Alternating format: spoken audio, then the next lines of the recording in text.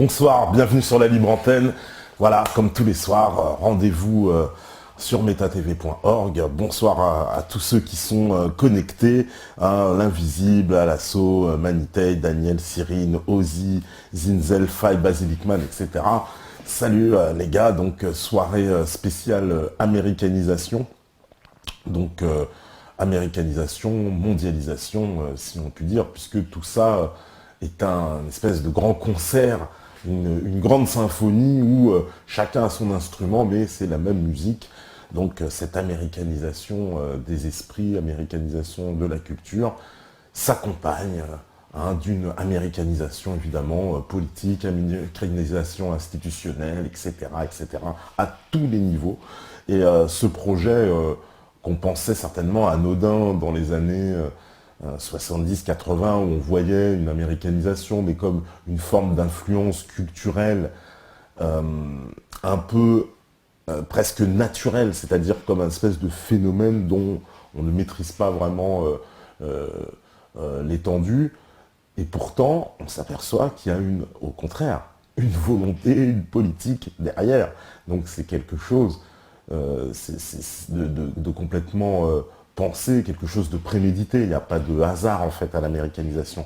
L'américanisation des esprits, l'américanisation culturelle, elle accompagne de la même façon l'américanisation au sens politique, c'est-à-dire la domination, l'absorption et la soumission de tout le continent européen aux intérêts géostratégiques américains et à on va dire, à la conduite d'une certaine politique de domination d'un empire qu'on pourra appeler anglo-américain, en gros, mais dont le centre, l'épicentre se situe de l'autre côté de l'Atlantique. Et donc cette américanisation rampante, hein, ça a commencé, on peut dire, déjà à partir de la Seconde Guerre mondiale, hein, je veux dire, avec le débarquement des Américains en France. Alors c'est vrai qu'ils étaient venus déjà à la Première Guerre mondiale. Il y a déjà des choses qui sont visibles dans l'entre-deux-guerres, mais là où ça prend une tournure absolument claire et nette, c'est la Deuxième Guerre mondiale, avec évidemment le débarquement américain qui emmène dans leur bagage toute la culture américaine, les chewing-gums, les cigarettes blondes et tout ce qui va avec, et tout le folklore américain qui est déjà assez présent dans l'imaginaire, hein, le cow-boy, etc. Vous savez, ils sont grands, on a des témoignages, hein, donc des Français qui ont vu arriver ces Américains, et puis ils étaient tous, paraissaient tous grands, bien nourris, bien, etc. Donc c'était un peu le super peuple, quoi. Et cette américanisation rampante, elle a continué, quoi. Il y a eu une américanisation des esprits, américanisation culturelle, et puis au fur et à mesure, on a commencé à décrypter, alors ça c'est un phénomène plus récent, de décrypter les réseaux, hein, qui ont servi, qui ont été on peut dire les épines dorsales un peu de cette américanisation, et qui ont pendant des années œuvré, on va dire, user de propagande constante pour chacun dans son secteur imposer les thèses, hein, qui étaient concoctées ailleurs. Voilà. Alors, je veux dire, on sait bien que le projet de l'Union européenne, c'est un projet qui a été complètement aux mains des Américains, mais il n'y a pas que ça. Il y a toute cette attaque, hein, avec le cinéma, donc les fameux accords Bloom-Burns, pour ceux qui connaissent, les fameux accords Bloom-Burns, c'est quand même assez extraordinaire, ces accords, où les Américains nous demandent clairement, voilà, vous avez, comment dire, vous avez besoin d'argent, nous, effectivement, votre pays est détruit, on vous ramène des fonds, du capital, du crédit, parce qu'évidemment, cet argent qu'on nous prête, il est à crédit, hein, c'est pas un cadeau, hein, c'est un crédit. Un crédit, vous le remboursez. Hein, c'est pour ça que quand on nous parle toujours de dette des Américains, la dette a été remboursée. Après, on va parler d'une dette morale. Une dette morale, ça c'est autre chose. La dette morale, ça, c'est parce que pendant longtemps aussi, ça fait partie du processus des Américains venus évidemment sauver la France Et les Français seraient évidemment redevables ad vita aeternam devant toutes les générations, puisque sinon la France n'existerait plus. Et cette arrogance même qu'ils prétendent qu'on leur affiche, euh, on leur devrait notre indépendance, évidemment, grâce à leur intervention. Et donc, c'est vrai qu'historiquement, hein, la France était détruite, occupée hein, par l'Allemagne. Hein, c'est un fait historique établi. Sans l'intervention anglo-américaine sur le continent, il paraît évident que la France ne serait pas libérée. Maintenant, l'histoire ne prouve pas qu'elle n'aurait pas pu se libérer sur la longueur, parce que il ne faut pas croire que la résistance se serait organisée dans toute l'Europe. Enfin, je veux dire, cet empire nazi, oui, ça aurait été particulièrement ingérable. Alors oui, c'est vrai qu'il aurait pris certainement une tournure de plus en plus autoritaire, mais je ne sais pas comment il pouvait être déjà plus autoritaire que ce qu'il était, mais ça paraissait, voilà, de toute façon, particulièrement mal parti, mal joué. Alors, voilà, vous êtes tellement réactif. Hein, là, comment dire, voilà, on me dit respect pour la ponctualité. Il y en a qui remarquent effectivement que nous sommes souvent à l'heure, je dois le dire. Et on me dit, voilà, l'américanisation. Les Américains, en échange du plan Marshall, ont demandé l'ouverture totale des cinémas aux films américains. Voilà, c'est Chalas, bah, c'est le fameux accord Bloom-Burns. Alors en plus, on n'a rien vu venir. C'est vrai qu'on a joué un peu, genre, ah bah, vous voulez que ça, oh, bah, c'est que le cinéma, allez. Oh bah, c'est... Et il paraît que même ils se demandaient, bah, ils veulent que ça du cinéma, le cinéma, ils sont sérieux, ah bon ils ne voyaient pas venir, hein, si j'ose dire, le renard dans le poulailler, quoi. Là, ils ont fait rentrer absolument le loup, quoi. Hein, mais sans s'en rendre compte, hein, ils rentrent par la porte du cinéma. Ce qui est aussi, voilà, une vraie stratégie de séduction. D'ailleurs, on ne répétera jamais assez hein, cette phrase d'un responsable du Pentagone qui disait que, de toute façon, Hollywood et le Pentagone ont le même ADN. Donc, on voit bien que cette ouverture du cinéma français, elle n'était pas demandée au hasard par les Américains. Il y avait voilà, un plan, un agenda par derrière de formater cette nouvelle culture française et en tout cas de la faire venir et qu'elle adhère à ces valeurs américaines, valeurs déjà bon pour on va dire une espèce de vision comme ça, une bonne vision de l'Amérique, une vision on va dire assez détachée, et puis aussi, et ça c'est le plan à long terme, enfin à long terme, mais qui a bien fonctionné, que les peuples européens, en particulier les Français, adhèrent à certaines valeurs aussi capitalistes, néolibérales, de consumérisme très poussé. Voilà, ça fait partie aussi de la chose.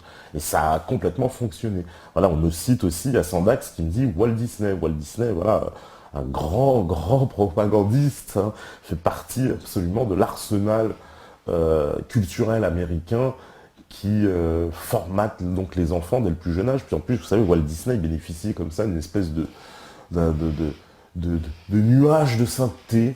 Hein. Il y a les gens ont horreur qu'on s'en prenne à Walt Disney. C'est comme si on était un affreux méchant qui veut dévorer des enfants, alors que Walt Disney, il mérite qu'on aille creuser ce qu'il y a derrière, parce que ce sont des films voilà, destinés effectivement à la jeunesse, donc c'est le formatage, hein, donc on peut appeler ça comme ça, un véritable formatage de la jeunesse. Et ce formatage, on voit bien que il mène à comment on pourrait dire, eh ben, à une espèce de libération, ouais, libération, je ne sais pas si le mot est bien choisi, peut-être une perversion des esprits dès le plus jeune âge. Avec en particulier, alors ça, Walt Disney, ils se sont fait épingler là-dessus plein de fois, on va dire, une espèce d'approche du sexe assez délurée pour des enfants de cet âge, quoi. Et ça, dans de nombreux dessins animés, où on a, par exemple, les personnages qui sont souvent... alors, ça, c'est pareil, c'est quelque chose qui a été hein, remarqué par plein de gens qui ont étudié ces dessins animés.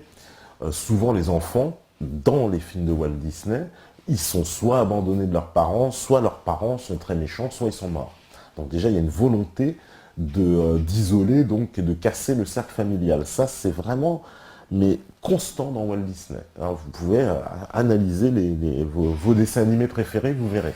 Et ensuite, il y a une représentation de la femme, une représentation de la féminité qui est toujours connotée sexuellement avec des femmes qui sont plantureuses, avec des grosses poitrines, hein, des fesses charnues, etc. Des choses qui sont pas du tout vous savez, dans l'imaginaire d'un enfant, mais pourtant là qui formate donc son conscient, son subconscient dans une certaine vision de la femme, mais aussi donc les femmes et les petites filles qui regardent ça, elles aussi s'influencent aussi dans cette vision donc très consumériste, très, vous savez, de voilà le fashion, voilà. Donc c'est très voilà tout petit que ça commence. Voilà.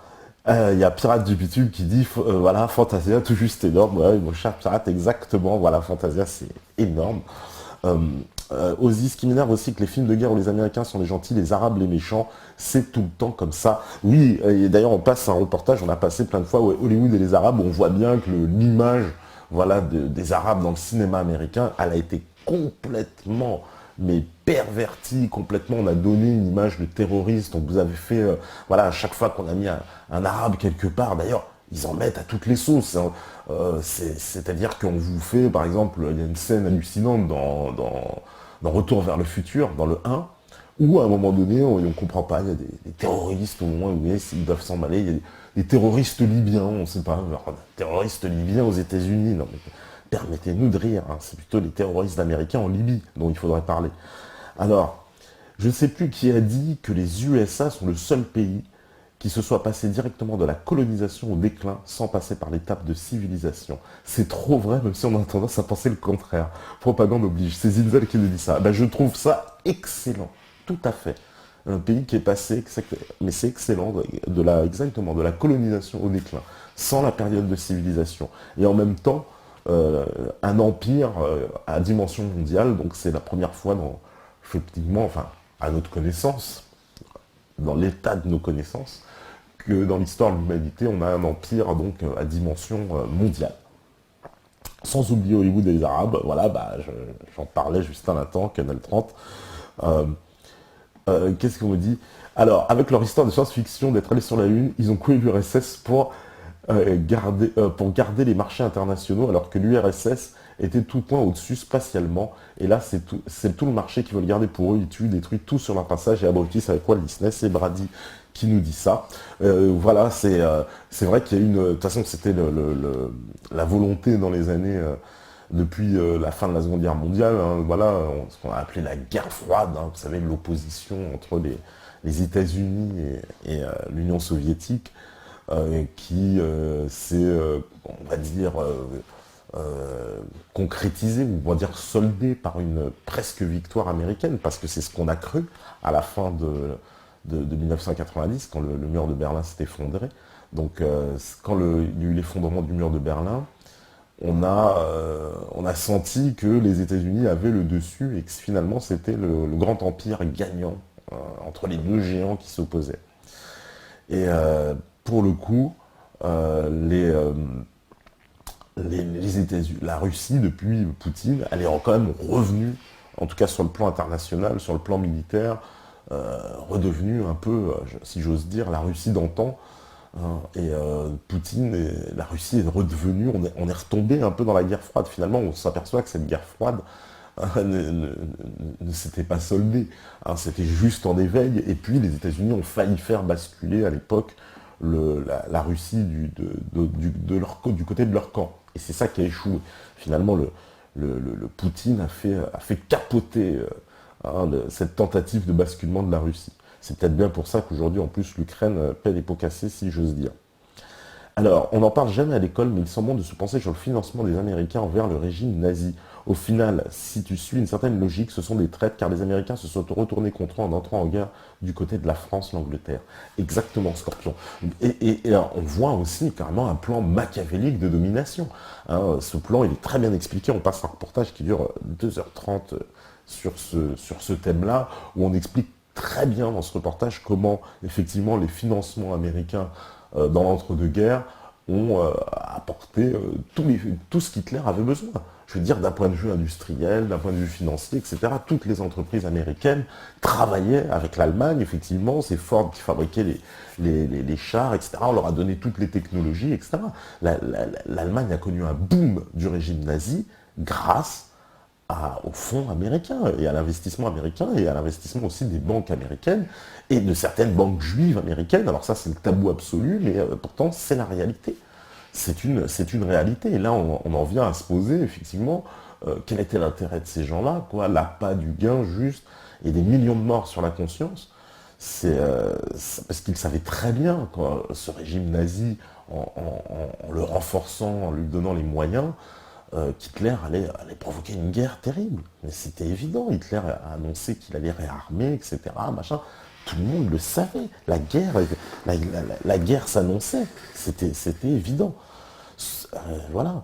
Alors, se pencher sur le financement du régime nazi amène à de grosses surprises. Il ne faut pas hésiter à étudier cette période. Tout à fait, Daniel. Ça remet tout en cause. Voilà. C'est pour ça que c'est tout à fait raison de dire que c'est important de s'intéresser à cette période parce que ça remet en cause après cette vision un peu simpliste de la Seconde Guerre mondiale avec des gentils, des méchants et, d'avoir un discours un petit peu plus nuancé. Nous, qui n'avons pas vécu cette période et qui pouvons avoir maintenant accès à pas mal d'informations sur cette période, puisque les choses sont aussi en train de se débunker, on ne peut pas porter le même regard que les anciens sur ce qui s'est passé. Et forcément, on doit faire ce travail de s'intéresser, de savoir, de comprendre les causes. Parce que c'est trop facile, effectivement, de dire « Ah ben oui, les Allemands sont tous des nazis, d'affreux méchants. » Mais ils ont été financés. L'Allemagne, en plus, a été dans un piteux état. Hein. Quand Hitler il a repris l'Allemagne, vous savez très bien, c'était à l'époque de cette république de Weimar décadente, complètement, où on était obligé de se travailler avec une brouette de marque pour aller acheter le pain. Donc c'était ça, l'Allemagne. Hein. Donc forcément, Hitler, qui l'a financé, l'Allemagne qui redevient une des plus grandes puissances mondiales en quelques années. Hein. Donc voilà, avec tout ce qu'il fallait pour faire une grande guerre. Hein. Et ça, il ne pouvait pas l'ignorer. Il ne pouvait pas l'ignorer. Je veux dire, quand Ford il fabrique des tanks, il se dit bien qu'à un moment donné, quand je fabrique des milliers de tanks, c'est bien pour m'en servir. Bon, faut arrêter de prendre les gens pour des imbéciles aussi. Ça, ce serait l'argument juste. Oui, oh non, mais attends, ils vendaient des tanks pour faire de l'argent. Non, ils savaient très bien ce qui allait se passer. Donc, et derrière ça, on voit qu'il y a donc un agenda, parce que ces gens-là ne peuvent pas ignorer. Hein, et donc, ils ne peuvent pas ignorer qu'il y a bien un agenda planifié. Alors là, c'est le suprême complot, parce qu'on va dire, ah oui, ça veut dire que les grands événements historiques comme ça, bah oui, ils sont forcément déclenchés par certaines personnes. Hein, quand on pense au déclenchement de la Seconde Guerre mondiale, c'est l'invasion de la Pologne. Qu'est-ce qu'est devenue la Pologne après la Seconde Guerre mondiale? Elle a été complètement abandonnée. Hein, je veux dire, les Français se contrecarraient du sort de la Pologne après la Seconde Guerre mondiale. D'ailleurs, qu'elle est passée côté soviétique. Hein. Et puis on a tout décalé, vous savez, on a décalé les frontières, la ligne d'Oderneis, tout ça, on a décalé, il y a eu des millions de gens qui ont été déportés, etc., enfin qui ont été expulsés parce que le pays, les lignes changeaient, etc. C'est une catastrophe humanitaire sans nom, évidemment, hein, tout ce qui s'est passé à cette époque. Alors là, c'est savoir qui a financé tout ça, qui était derrière tout ça, qui avait intérêt à ce que le régime nazi arrivait au pouvoir pour provoquer cette guerre, eh ben, il faut s'y intéresser. C'est clair et net. Alors, qu'est-ce que me dit? Les travaux d'Aude de Kéros sont intéressants sur le rôle des États-Unis dans la destruction de l'art moderne européen. C'est Maxno qui me dit ça. Maxno, eh ben, donc je ne connais pas cette dame, mais pourquoi pas, parce que les Américains, effectivement, sont allés sur tous les fronts dans cette destruction. Alors, il y a Nasrallah Pendragon qui nous dit, pour comprendre intégralement le concept culturel d'américanisation, il faut appréhender le concept philosophique de post-libéralisme, libéralisme triomphant, voilà, notamment développé par Alexandre Dugin. Il s'avère que la victoire du libéralisme a coïncidé avec sa fin. C'est le paradoxe. Mais ce paradoxe n'est qu'apparent. Voilà, donc oui, effectivement, ce libéralisme absolu qui avance, faut se rendre compte quand même que ce qu'était la France, imaginons il y a 30-40 ans, le système économique dans lequel elle était. Je veux dire, il n'y avait que des structures d'État, tout appartenait quasiment à l'État, en tout cas les grands secteurs de l'économie. Il y avait un service public très important, énormément d'industries, de sociétés, d'entreprises publiques de très grande envergure. Il y avait une grande recherche. On avait un système de santé et d'éducation classé parmi les meilleurs du monde, parce que entièrement public. Aujourd'hui, il faut quand même faire le bilan. Hein, et donc il y a eu cette libéralisation à marche forcée, alors une libéralisation imposée via l'Union européenne, mais quand on sait qui est derrière l'Union européenne, qui tire les ficelles de cette Union européenne, on voit bien que de toute façon l'intérêt des grandes multinationales américaines, justement, c'est de faire sauter ces frontières, de faire sauter tous ces verrous qui tenaient les pays. Et la France était une certainement de leurs conquêtes avec laquelle il se régale, il se goinfre, si j'ose dire, sur le dos de la France.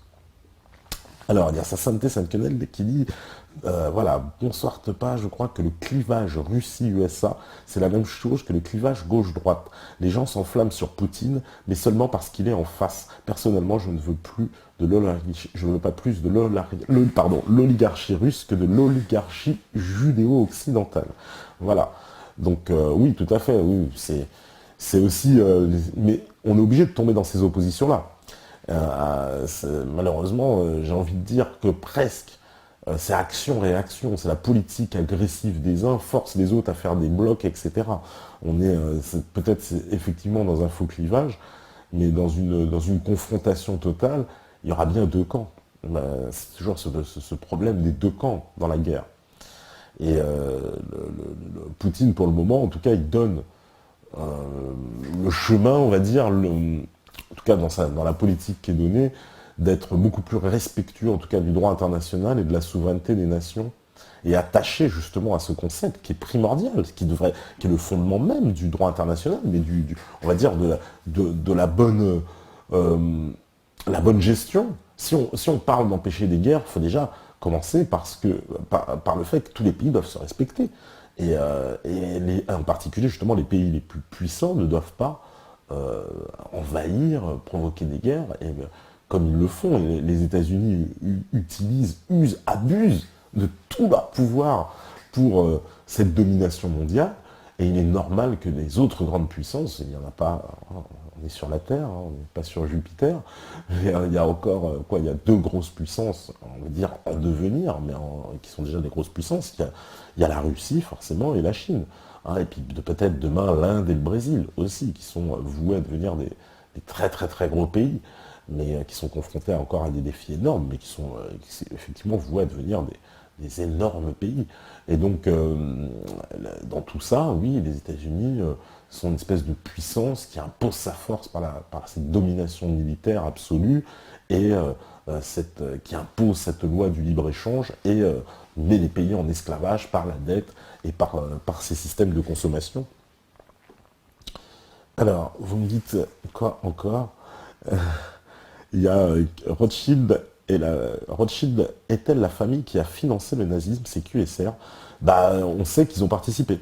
Il n'y a pas que Rothschild, mais il a participé, Warburg, etc. Mais il y a tout un tas de gens qui étaient mandatés aussi par les banques.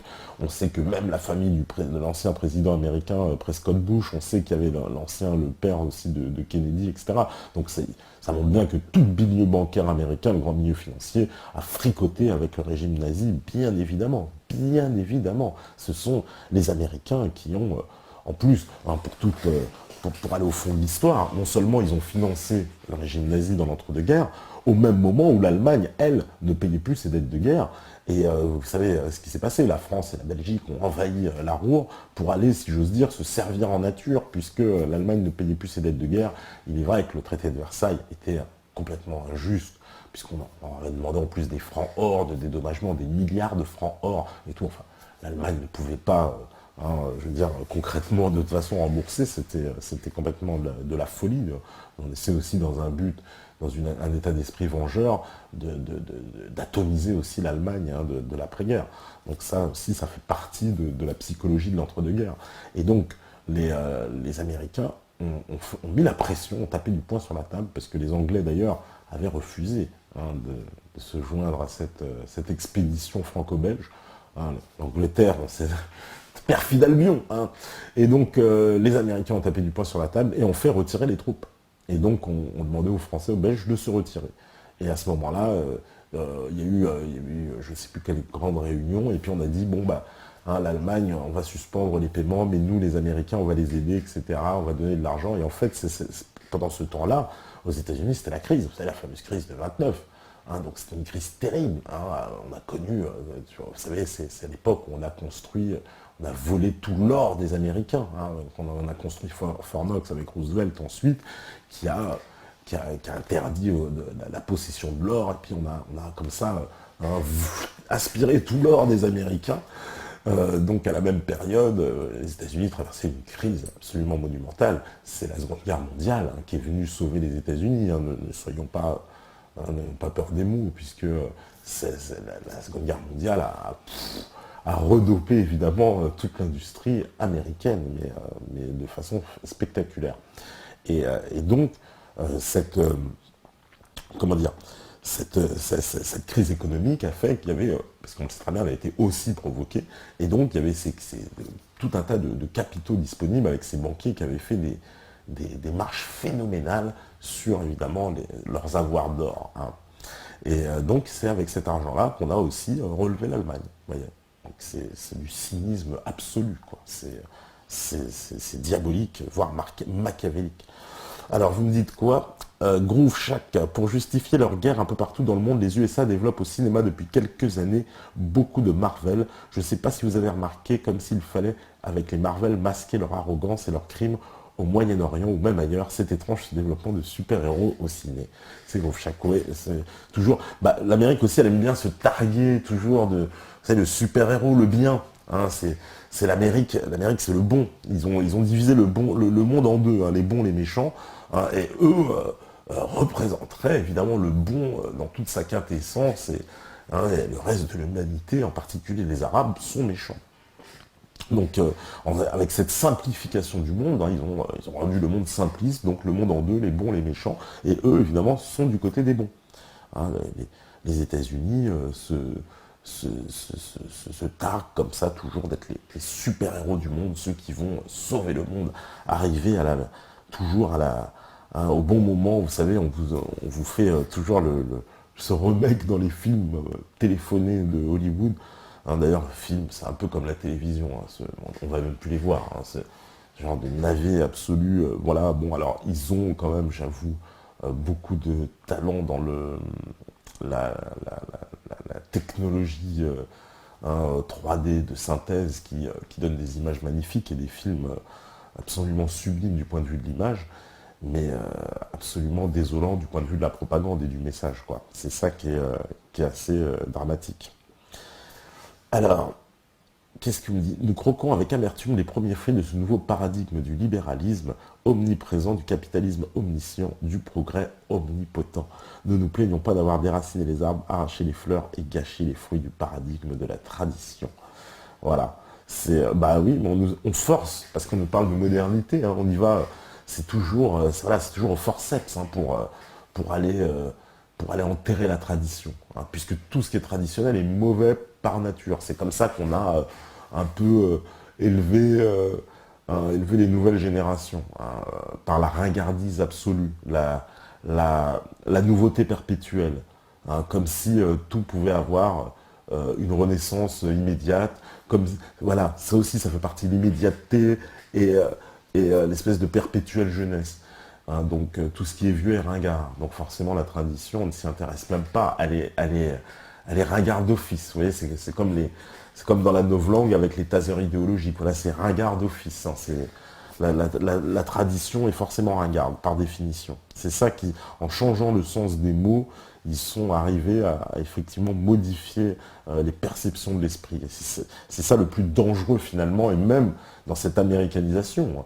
Américanisation, absolument, voilà, on en parlait l'autre fois, les t-shirts, etc. C'est absolument, vous allez bien voir que tous les t-shirts, tout ce que vous portez, c'est toujours avec des drapeaux anglais ou des drapeaux américains. Peut-être même un drapeau canadien ou australien. Mais certainement pas un drapeau français. Ça, vous en voyez plus. Ça fait bien longtemps qu'il n'y a plus de t-shirts avec des drapeaux français ou des inscriptions en français. Ça pourrait être des choses écrites en français. Non, c'est terminé. C'est New Wear, machin. C'est impossible. Alors, la troisième guerre mondiale qui va débuter en Ukraine résoudra les crises de 2008 qui n'a toujours pas réellement explosé. Heureusement que l'Europe, c'est la peur, on est sauvé. C'est Daniel qui nous dit ça. Ouais, la troisième guerre mondiale, espérons encore quelques années quand même, qu'on soit un petit peu plus nombreux à être conscients quoi, de danger de la situation actuelle, c'est clair. RAF54, il nous dit, niveau domination politique, il y a la French American Foundation, qui est une branche du CFR. Nos principaux politiques y sont liés, Hollande, Montebourg, Belkacem, Fillon, Pécresse, sans compter des journalistes. On trouve un lien entre Soros, le gouvernement français et les FMN. C'est RAF54, oui, la fameuse French American Foundation, hein, financée, oui, par Rockefeller, Soros, etc., parrainé par Kissinger, et qui coopte toute la fine fleur, on va dire, de l'intelligentsia française. Effectivement, on aurait pu citer aussi Nathalie Kosciusko-Morizet, Laurent Wauquiez, on aurait pu citer encore Hakim Karawi, on aurait pu citer, oh là là, il y a tellement de gens qui font partie effectivement et qui sont dans les hautes sphères, hein, alors médiatiques ou politiques, ou dans des grandes entreprises. Et donc ces personnes appartiennent à ces réseaux et qu'on ne vienne pas nous raconter de salade. Ces réseaux ont une influence, puisqu'on voit bien que les personnes qui sont à chaque fois à des postes stratégiques et qui appartiennent à ce type de réseau ont des politiques qui vont clairement dans le sens atlantiste. Faut pas nous raconter de salade. C'est à chaque fois, je suis désolé, mais vous prenez la liste des gens qui appartiennent à cette organisation, vous n'allez pas trouver une seule personne qui est dans une mouvance, ne serait-ce que souverainiste. Ah si, il y a Nicolas Dupont-Aignan, mais il paraît qu'il n'en fait plus partie. Hein, donc ça, il a longuement expliqué. Bon, là-dessus, bon, c'est vrai que c'est la pierre dans le jardin de DLR, si j'ose dire, cette affaire. Alors, Obama qui met en garde l'Ouganda contre un pas en arrière sur l'homosexualité. Venezuela, poursuite des violences. Obama menace l'Ukraine. Obama envisage de verser des salaires aux rebelles syriens. Iran ferme l'investissement d'Obama aux entreprises françaises. Obama envoie une militante des droits homosexuels dans cette délégation. Super gendarme. Ouais, Obama, il est chaud en ce moment. Voilà, c'est le retour des États-Unis. Hein. Je crois que on a de toute façon, ils cherchent. On a l'impression que c'est ce gros événement. Hein, voilà, une espèce de choses effectivement pour un peu justifier leur guerre. Vous avez un peu comme une espèce de personnage un peu méchant qui viendrait et puis qui vous ferait des gestes, il veut provoquer la réaction, il veut provoquer, on a l'impression, la chose qui fera tout déclencher. Ça ne laisse aucun doute, hein, de toute façon, sur la stratégie et l'agenda des États-Unis de continuer cette domination. Ça me paraît évident, ils ne vont pas arrêter en si bon chemin. Et finalement, c'est ce qui fait... qui est assez effrayant, c'est de se dire on ne pourra les stopper que par une grande guerre. Parce qu'on ne voit pas de quelle façon les États-Unis vont s'arrêter. Ils ne vont jamais s'arrêter. On le voit bien. Ils ne s'arrêteront jamais. Parce que par définition, de toute façon, un empire, pour survivre, il faut qu'il s'étende. Donc ils s'étendent. Ils ne cessent jamais de s'étendre. Avec à chaque fois le cortège, évidemment, de destruction, hein, le cortège on va dire, de déstabilisation. Je veux dire, il y a un pays qui déstabilise quand même toute la planète. Il faut se rendre compte de ça. Il n'y a pas 10 pays qui déstabilisent la planète. Hein. C'est quand même assez incroyable. Alors, il y a Max No qui dit quand les armées autrichiennes se sont effondrées en 1916, l'ordre à l'armée française des Balkans de ne pas s'engouffrer, ceux qui auront totalement enfoncé le sud de l'Allemagne, est venu de Clémenceau. Pas de l'UE, par contre, il était maçon. Alors, Max No, oui, sauf que Clémenceau, on le sait aujourd'hui, c'est un agent britannique. Et cet épisode, ça, tu fais très bien de le préciser, c'est vrai qu'on aurait pu mettre à genoux directement les Autrichiens et envahir le sud de l'Allemagne. Ça aurait été terrible. Eh bien, bien sûr, c'est Clémenceau qui a donné ordre. Et pourquoi ? Parce qu'il ne voulait pas que ce soit justement les Français, hein, qui mènent ça. Ce sont encore les Britanniques à la manœuvre. Le Clémenceau, c'était un agent britannique. Et il ne voulait pas que ce soit justement ce contingent français qui puisse renverser l'Allemagne et prendre le dessus. Encore une fois, on s'est fait avoir. Même Clémenceau, on sait très bien dans les négociations du traité de Versailles qu'il a fait... Il a obéi aux intérêts britanniques complètement. Oui, il aurait pu récupérer la Sarre, on le sait très bien. Hein. À l'époque, il aurait pu la récupérer. La France était en droit de le demander, de dire je veux établir une frontière avec l'Allemagne sur le Rhin. C'était le droit absolu. Personne n'aurait pu lui refuser. Wilson l'aura accepté, tout le monde l'aura accepté. Ils n'ont pas voulu. C'est évident, c'est évident. C'est clair et net que Clémenceau était un agent à la solde des Britanniques, et c'est bien pour ça. Ça fait partie intégrante du réseau. Comme quoi ce réseau, il est arrivé bien avant la French American Foundation. Ça a commencé déjà même avec Napoléon III, on sait très bien qui en bavait pour la reine Victoria et qui était complètement béat. Et on est parti faire une expédition au Mexique pour les beaux yeux de l'Angleterre. D'ailleurs, regardez dans quoi on s'est engouffré. On s'est engouffré dans cette guerre avec l'Allemagne. On a fini par perdre l'Alsace-Lorraine. On s'est fait complètement avoir. Donc, la France qui s'allie avec la Grande-Bretagne, c'est contre nature. Parce qu'à chaque fois, on suit l'intérêt de la Grande-Bretagne. Je suis désolé. Et on se fait avoir, mais complètement avoir. Alors, qu'est-ce que vous dites? Vous avez vu ce qui se passe en Ukraine? Ils nous feront le même coup qu'avec la Syrie. Notre Fabius a presque pleuré comme pour la Syrie. Ils ne font plus l'effort de prendre pour des cons. C'est que le 30. Voilà, ils nous font le même coup. Bah oui, on sent, voilà, à chaque fois c'est bien rodé. Ça, c'est vraiment bien rodé, toujours. Ça commence par des troubles. Et puis on l'a vu, moi je vous invite aussi à aller voir les articles. Charlie il a fait un super article dessus sur Nouvelles du Front. Pour ceux qui ont Facebook, vous pouvez aller voir son article. Il est magnifique. Et il explique bien, voilà, on avait Thierry Messon aussi qui nous a bien expliqué la situation en Ukraine. C'est un coup d'État comme en Syrie, et toujours avec les mêmes techniques. On s'appuie sur des forces extrémistes. Alors, quand on est dans le cas syrien, c'est djihadistes, c'est takfiristes, les wahhabites, tout ce que vous voulez, tout cet islam extrémiste complètement fou, radical, ces gens qui coupent des têtes, qui font du cannibalisme. Et puis là, c'est pareil, on est parti prendre la Lie ukrainienne, c'est-à-dire l'extrême droite nazie, mais la vraie, pas les nazis, pas les fascistes comme on parle en France, non, des vrais néo-nazis, quoi. Voilà, ça s'appuie sur ces gens-là qui sont armés, cagoulés, qui tuent des gens, ils tuent les policiers, vous voyez. C'est vraiment pour monter la situation en guerre civile. Il ne s'agit pas de simples troubles, de petites manifestations, de manifestants pacifiques. D'ailleurs, on la connaît, celle-là, c'est exactement la même rhétorique, le même discours pour la Syrie. On nous parlait de manifestants pacifiques. Et puis qu'est-ce qu'on apprenait? Qu'il y avait des policiers qui se faisaient shooter par des snipers. Et ça, là, on a vu la même chose, mais exactement la même chose en Ukraine. Regardez les images, vous voyez des snipers, des gens armés, cagoulés, etc. On ne parle pas de manifestants pacifiques, sympathiques, qui veulent rentrer dans l'Union européenne. Alors c'est ces gens-là qui veulent rentrer dans l'Union européenne, des manifestants cagoulés, armés. Et puis je vous ferai remarquer les images, regardez où vous regarderez. Il y en a qui ont déjà des badges, comme en Syrie, comme en Libye. Ça doit nous interpeller. On nous parle toujours de grands mouvements citoyens, de gens comme ça. C'est le boulanger, le coiffeur et l'épicier qui se sont mis ensemble. Alors ça, c'est les rois.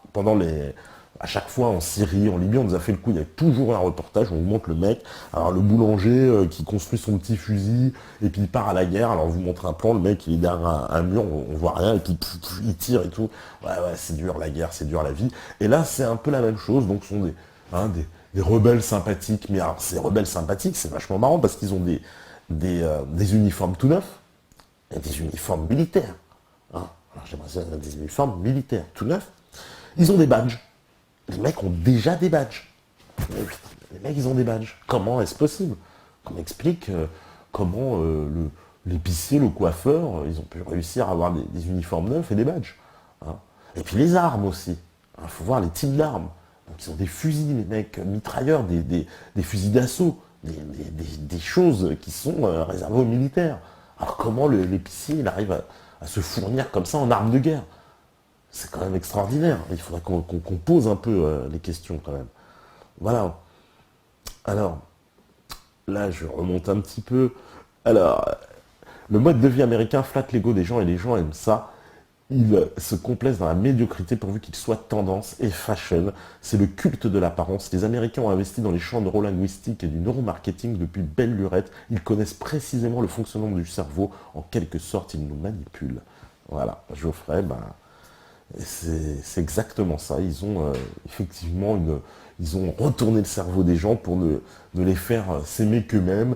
On est tombé dans l'adoration de soi, vous savez, l'espèce de surmoi complètement, complètement surexposé, complètement. Voilà, voilà, tout pour le surmoi. Hein. Et dans ce tout pour le surmoi, évidemment, c'est tous les plus vils instincts, les plus bas instincts qui remontent, puisqu'il n'y a plus. Alors là, vous êtes dénué d'esprit critique. Hein. Aujourd'hui, on pense pour vous, hein, la télé pense pour vous. Hein. C'est un peu le principe chez nos concurrents, hein, si j'ose dire. Alors, qu'est-ce que vous me dites? Les États-Unis, la seule grande puissance qui n'a pas eu de guerre sur son territoire, donc ils n'ont pas eu à reconstruire comme le Japon, l'Allemagne, la France, la Russie, la Chine. Ça a certainement contribué à creuser le fossé entre eux et les autres puissances. C'est RAF 54. C'est un fait évident. D'ailleurs, c'est aussi peut-être le fait pourquoi les États-Unis, ils aiment mal faire la guerre chez les autres, mais que chez eux, comme ils n'ont pas connu la destruction, la guerre, ils ne savent pas. Alors c'est pour ça qu'ils ont été traumatisés avec l'histoire du 11 septembre. On leur a fait, ils se sont dit, on va faire une démolition de 2 buildings, les mecs, ils vont pas s'en remettre. Ah, bah, c'est clair. Mais ils n'ont pas connu, effectivement, de guerre proprement dite, à part la guerre de sécession, la guerre d'indépendance. Mais alors, si j'ose dire, guerre civile, guerre fratricide, en tout cas pas de la guerre contre une armée étrangère, et encore moins une armée d'occupation. Donc, s'il y a eu les guerres avec le Canada, accessoirement, vous savez, les Canadiens étaient venus brûler la Maison Blanche. Hein. D'ailleurs, c'est pour ça qu'on l'a appelée la Maison Blanche, parce qu'on l'a repeint, comme elle a été brûlée. Enfin, c'est pour dire, ils n'ont pas connu effectivement d'occupation, de guerre chez eux.